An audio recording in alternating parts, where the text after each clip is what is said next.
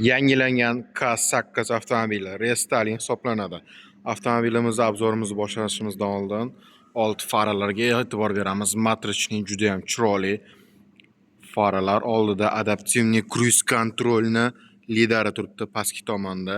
K8 mana bu tungi yoritish panellari juda ham chiroyli ishlangan. Avtomobilimizda yangicha diskalar, Nexon o'zi koreyskiy avtomobilimiz bilamiz. Hamda yangicha K8 avtomobilimizda 3,5 litrli V6 300 soat kuchlik hamda 4 ta g'ildirak ham tortadi. Uzoqdan ko'rinish jihati juda ham chiroyli, juda ham solidni ishlangan avtomobil. Yon tomondan uzunligi juda ham uzun. Panorama tom polностью. Orqa tomondan ko'rinishga keladigan bo'lsak, oldingidan ancha bamper xalqi mislida aytganda o'zgargan hamda ancha chiroylilashgan. Salon ichiga o'tadigan bo'lsak, eshik obshivkalardan boshlashimiz mumkin. Pamять сиденья, Meridian akustika, subwooferlari bilan birgalikda заводской koja, tabiiy charm hamda yoritish panellari taxta bilan ishlangan holatda. Salonlari juda ham chiroyli, keng. Sidenyalarimiz juda ham qulay ishlangan igrovkalari bilan birgalikda. Salonimizning ko'rinishi yangicha rul, cruise control hamda голосовой помощникlar, adaptivniy cruise control, полоса движения. Monitorimiz ancha kattalashgan. Podsetkalar bilan birgalikda klimat kontrol hamda musiqa tizimini boshqarish tizimi. Ikkitadan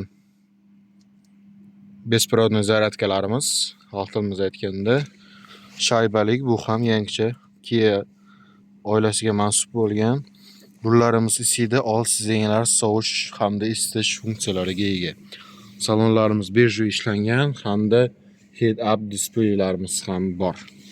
Endi orqa tomonga o'tadigan bo'lsak, orqa sidenyalarimizda ham isitish, sovutish tizimlari mavjud hamda orqadan multimediani boshqarish tizimlari ham bor. Ancha keng orqalarimiz. Salonning rangi juda ham chiroyli ishlangan. Mashinamiz uzun, 5 metrdan oshiqroq. Bagajlarimiz elektroprivod bilan jihozlangan. Juda ham katta bagajnik. Xo'p. Dakatka полноценный размердagi koleso emas. Xo'p. Buni bosib qo'yadigan bo'lsak esa yopiladi. Orqa tomondan to'liq ko'rinishi.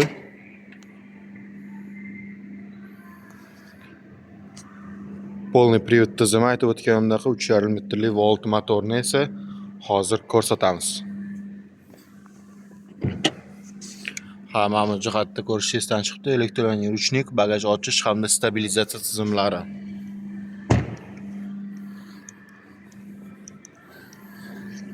%60 kamerani old kamerasi. 3,5 litrli V6 avtomobilimiz motori, 300 soat kuchi, 4 ta g'ildirak ham mashinani olg'a boshlaydi hamda bu amortizatorlarimiz yo'lga qarab moslashadi. Ya'ni tepada lidarimiz bor. Avtomobilda o'sha kamerasi, tepada kamerasi yo'lga qarab avtomobilni podveska tizimini o'zi sozlaydi. Juda ham chiroyli, juda ham yumshoq, juda ham shustri avtomobil bo'lib ishlab chiqarilgan.